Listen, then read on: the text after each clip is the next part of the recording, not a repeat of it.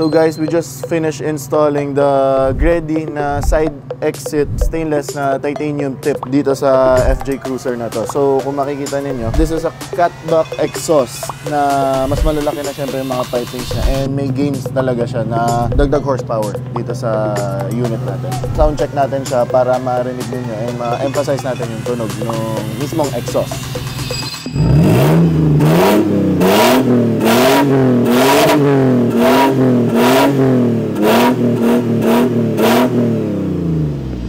So, narinig niyo yung tunog ng exhaust. So, I hope this is just a quick video na marinig niyo yung tunog ng exhaust na to. And we're looking forward to put one of these in your rigs. This is available for Hilux, Fortuner, this unit, FJ Cruiser, and a lot more. So, just send us a message in our page, Autobot Off-Road, and we will gladly assist you guys. Thank you!